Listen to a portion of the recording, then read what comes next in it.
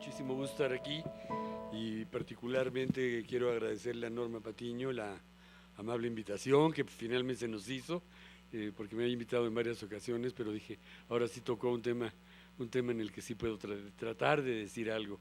Me gusta mucho también compartir la mesa con mi amigo Andrés de Luna, que lo sigo desde hace muchos años y que de alguna manera nos gusta practicar el erotismo de maneras diferentes, y no hablo de las personales, no hablo de las maneras personales, pero es un tema que creo yo nos interesa, a mí sobre todo narrativamente. Él es un gran teórico de la parte erótica en términos de comunicación y en términos de estética. Bueno, yo le puse a mi charla, porque es lo que realmente quiero hacer, es una charla, y ya me amenazó Norma que me tengo que reducir a los 20 minutos reglamentarios, así que voy a ir un poco rápido. Eh, yo me gusta pensar en retratos de artistas adolescentes, o sea, el artista adolescente. Y uno piensa, qué importante es en la historia del arte que el retrato de un pintor sea el reflejo para encontrarse a sí mismo. Eh, Tengo una pequeña diferencia con mi amigo Andrés, decir, no es realmente una diferencia, pero a mí en este caso particular me interesa sobre todo el retrato del joven, porque es el que todavía está en ciernes. Y ahora vamos a ver en estos casos, si quieres me puedes poner está el primero. Ese es, eh, eh, ¿cómo se llama? Durero, cuando era joven. Efectivamente, Andrés, tú tienes razón. El otro Durero que vamos a ver en un momentito, si quieres ponlo, que es el más conocido, que ya aparece un Cristo, eh, a lo mejor, es decir, este es el inconfundible Durero. El otro, si quieres regrésalo un momentito, por favor. El otro es el Durero todavía verde, es el Durero que todavía no está consciente, digamos, de su talento. O sea, el artista tiene que verse ante el espejo, se guste o no, ver sus cualidades y defectos, en cierto modo atreverse a describirse a sí mismo sin concesiones, porque en última instancia yo diría que imagen es carácter también. O sea, lo que se está viendo aquí ya en cierto modo es lo que va a evolucionar.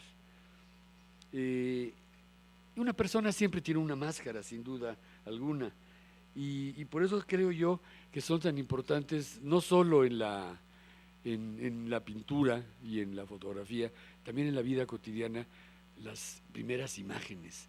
Me acuerdo que William Hazlitt decía, bueno, todos lo sabemos, la primera imagen es la que cuenta, y muchas veces no nos equivocamos con esa primera imagen. Yo diría, la mayor parte de nosotros, digo, a veces podemos equivocarnos, pero si hacemos un resumen, esa primera imagen de algún modo nos da un resultado total de cuál es el sentido de la persona. Entonces, voy a pasar rápidamente en pequeños retratos de artistas. En este caso, cuando digo retrato, en realidad es pintura, pero ahora voy a decir por qué. Ahí está el otro Durero, síguele por favor. Ese es un extraordinario retrato de Michelangelo Buonarroti. No era joven ahí ya, pero parece casi un monstruo. Y yo creo que es una gran paradoja los cuadros que pintó Michelangelo y las esculturas que hizo, que eran de una gran belleza, y esta manera en como él mismo se ve a sí mismo, ¿no? Una especie casi de jorobado de Nuestra Señora de París o algo por el estilo. Pasa la otra, ¿sí? Este es un Van Dyck. No, este es eh, ahorita te digo, a ver, perdón, un segundito, se me fue. Este es un anónimo, pero también es un anónimo de un jovencito. Y entonces también me gusta ver, digamos, la incertidumbre, el bigote todavía que no crece bien, las orejas un poquito grandes como son en los adolescentes. Pasa el otro, por favor, ¿sí? Y luego, bueno, aunque este no es Van Dyck, pero es el reflejo exactamente como decías tú, Andrés, ahí sí ya hay una presencia, es un caballero, no es Van Dyck precisamente, pero vale mucho la pena ver que ya está la confianza en sí mismo, la aseveración de su personalidad. Pon el otro, ¿sí? Este sí es el Van Dyck, también de joven, pasa uno más. Este es Rembrandt también de joven, y también, como bien decía Andrés, ahí todavía no se ve toda la fortaleza de su carácter. Sin embargo, si ustedes ven con detenimiento esa mirada, esa nariz como de león que tenía, su pelo todavía no estaba alborotado, pero ya está ahí el artista en ciernes, ¿no? Pasemos una más. Este es Goya, síguele una. Velázquez ya en la madurez. Otra, Hogarth, que es uno de los también de los grandes de la pintura y que iba a descollar, pero ahí tampoco se parece finalmente al Hogarth grande. Una, esta es Charles Dickens, está un poquito, es decir, Charles Dickens cuando era joven, también todos vemos las fotografías de Dickens con su luenga barba, con su pelo largo, con su barbita, con su bigote, y aquí todavía es un jovencito, es el escritor en ciernes, uno más, ¿sí? Bueno, Van Gogh, vean ustedes aquí como parece sacado de un asilo de jóvenes, de un orfanatorio, otra. Y ahí ya cuando es el Van Gogh, con esa cosa, esa mirada también tan penetrante y un poco cercana de la locura. ¿Otra? Bueno, aquí ya es el pintor consciente de su talento. Una más. Gauguin con su crucifixión, relativamente joven. Una más. Matisse, Whistler, uno de mis pintores favoritos, joven, antes de que escribiera su famoso libro El arte de odiar, el arte de odiar a la gente. Otra. Ese es un Magritte, que bueno, también ya se ve todo lo que él hacía. Una más, sin el bombín.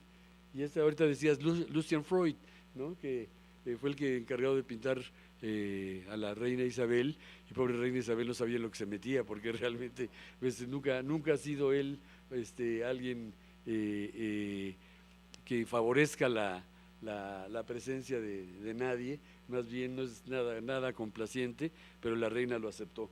Bueno, esto rápidamente lo digo, que creo yo que después del romanticismo, el artista se convirtió en una especie de ser semidivino, es decir, en un agente que podía establecer una relación entre Dios y el arte. Y eso lo veo muy claramente, sobre todo en el romanticismo inglés, en todos los romanticismos, pero en inglés fue muy destacado porque ellos se dieron cuenta primero que un artista tenía una cierta comunicación, si no necesariamente con Dios, con lo divino, con la naturaleza.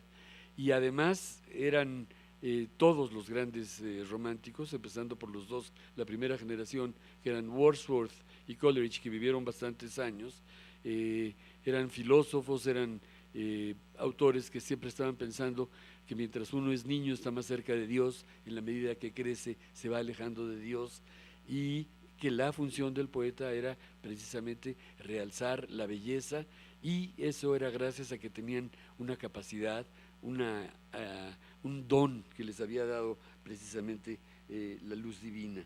Entonces, en el romanticismo, la idea de Dios y el arte se enfatiza. Y de alguna manera yo diría que el postulado que está implícito es que la caída del hombre, o sea, la causa de su rebelión contra Dios, en cierto modo, en la caída del hombre está el famoso pecado original.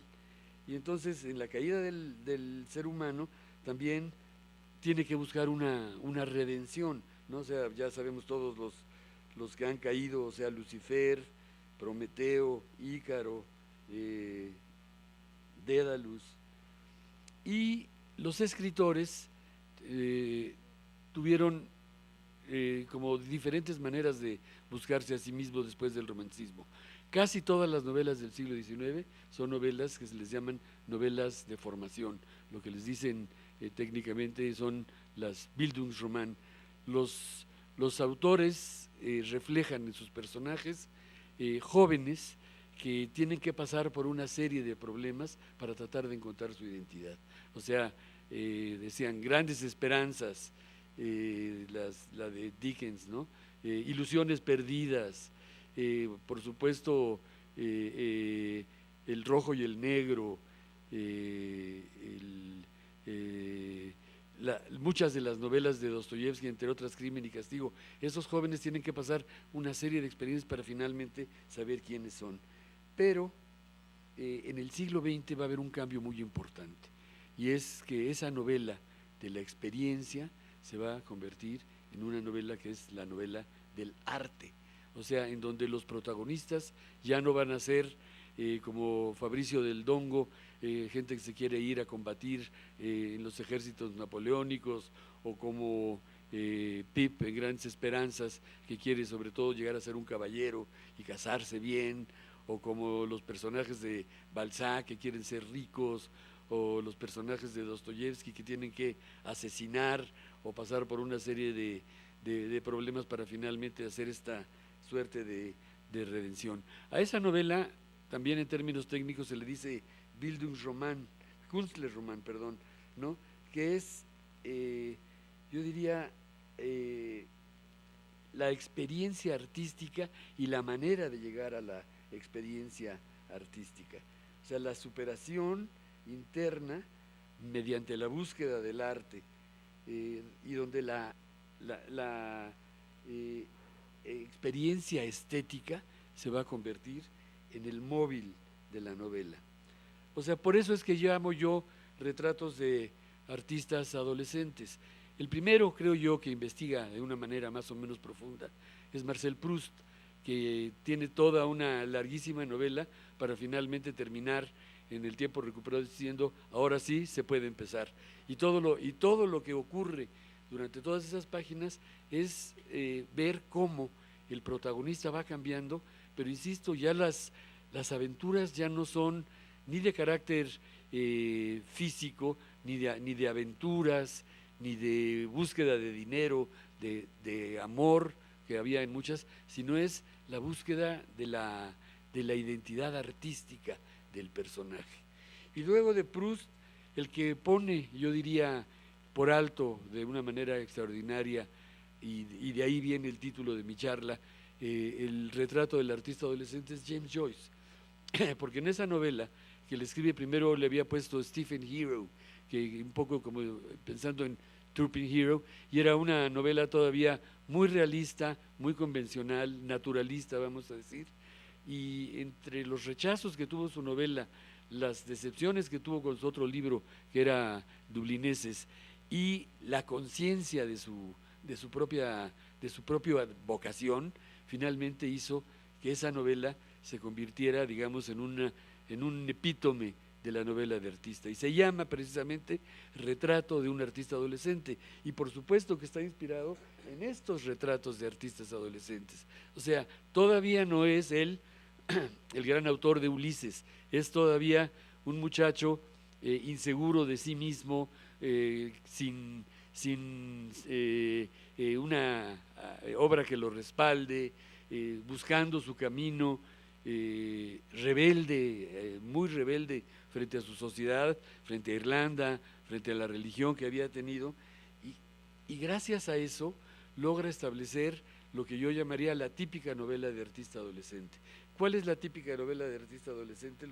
Los elementos fundamentales. Bueno, además quiero señalar que no se quedó ahí, porque empezó Proust, yo creo que Joyce la lleva a un punto, al punto más alto, sobre todo al punto, como dije yo, en donde se convierte en epítome de la novela de artista. Pero la practican también, y eso es algo que ocurre en todo el siglo XX, la practica D.H. Lawrence en una novela que se llama Hijos y Amantes, la practica Robert Musil en El estudiante Terles, José Lezama Lima en Paradiso, y muchísimos escritores, pero quiero comentar en particular a un escritor que también conoció Andrés, que es muy cercano a mi corazón y era amigo, que es Juan García Ponce, sobre todo en la novela que se llama Pasado Presente, en donde él se da el lujo también de confesar y revelar cuáles fueron las experiencias que fueron moldeando su carácter para finalmente llegar a ser un artista. ¿Qué es lo que dicen estas novelas de artistas? Bueno, primero, los ensueños de adolescente y la incertidumbre que tienen frente al mundo. Y en esta incertidumbre es curioso, pero quien desempeña un papel fundamental en todas estas novelas es la figura materna. O sea que así como dicen infancia es destino, yo diría que los artistas también, madre en cierto modo es vocación artística. La madre es la que finalmente les va a insuflar vamos a decir, ese anhelo de ser artistas. Y en todas estas novelas la madre, insisto, desempeña un papel fundamental. En el caso de Joyce, incluso Joyce en su rebeldía, no lo cuenta tanto en el retrato del artista, pero lo cuenta después en Ulises. Su madre está muriéndose y le pide a su mamá que por favor se hinque y que rece con ella, y para que su alma se pueda salvar. Y Joyce en un típico acto de rebelión se niega. Y sin embargo, lo recuerda todo el tiempo en su novela, o sea, con una cierta amargura, porque acuérdense que Joyce era católico, era irlandés. Luego, el otro elemento que por eso lo relacionaba yo también con la rebelión, el pecado. En casi todas estas novelas, la parte de la iniciación sexual es fundamental. Bueno, antes que la iniciación sexual, la manera como en la formación, sobre todo en el caso de Joyce, formación católica, Irlanda, la sensación de que no debes conocer los 10 mandamientos, pero sobre todo pues el mandamiento que todos los jóvenes tienen en la punta de la lengua es el 6º mandamiento, ¿no? Digo, hay algunos que son también rateros y otros que son mentirosos, pero el más común es el no fornicarás. Y a lo mejor el 9º, no desearás a la mujer de tu prójimo. Pero creo que esos dos se empalman de alguna manera, ¿no? No fornicarás y no desearás a la mujer de tu prójimo. Pero yo creo que a ningún católico le hará un problema amarás a Dios sobre todas las cosas, o santificarás las fiestas, o no jurarás. Pero, entonces, en ese punto, claro, por eso decía yo, el retrato del artista adolescente es el retrato de ese personaje que va a ser artista y que va a tener que enfrentar sus primeras experiencias sexuales. En casi todas estas novelas, la primera experiencia sexual, para desgracia de los artistas, es con prostitutas en las zonas rojas, y no siempre salen, sí, no siempre salen bien librados. Más bien hay una curiosa sensación entre amargura, frustración, pero por supuesto también yo creo que eso influye muchísimo para después tratar de superar eso y a través del eros también convertirse en artistas. O sea, la prueba de la sexualidad. Y después, tal vez el más importante, el descubrimiento de una libertad intelectual y estética que hace que James Joyce diga, por ejemplo, al final de su novela, no voy a hacer nada en lo que no crea, y mis únicas armas van a ser el silencio, el exilio y la inteligencia, ¿no? Es decir, de pronto él se exiliarse de Irlanda, que él veía un país como en estado de constante parálisis.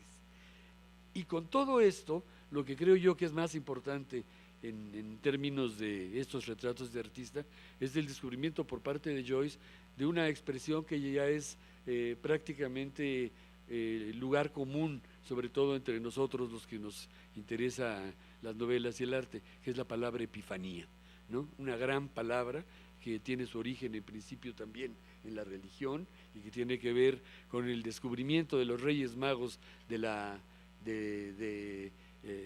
presencia divina de Jesucristo anunciada por una estrella, y que Joyce le da la vuelta y de un estamento religioso lo convierte en un estamento estético, y que también está en Proust, aunque Proust no le llamaba epifanía. En Proust, cuando la famosísima y tan citada escena de las Magdalenas en el té, o cuando se resbalan en la última parte en un ladrillo, o cuando toma una servilleta y se toca los labios y esa servilleta le trae una serie de vocaciones, Joyce la va a llevar a un extremo muchísimo más fuerte, que es cualquier tipo de revelación interna interna, en apariencia insignificante, pero que va a ser algo muy importante para, digamos, el acervo espiritual. Puede ser a veces del personaje, y a veces el personaje no se da cuenta, sino es el lector leyendo quien de pronto colige: aquí hubo una revelación, hubo algo importante, hubo un cambio en la vida del personaje. Acabo rápidamente, o sea, es un poco como una transubstanciación de una experiencia banal, de pronto darle un reflejo divino, momentos evanescentes, pero que tienen una gran significación moral. Y bueno, pues fundamentalmente lo que más me interesa de estos retratos de artista adolescente es que, como decíamos, es una exploración interna por parte de los artistas para mostrarnos cómo finalmente pudieron llegar a convertirse en artistas a pesar de todas las limitaciones que tuvieron que enfrentar a lo largo de su vida. Pues muchas gracias, ya cumplí con la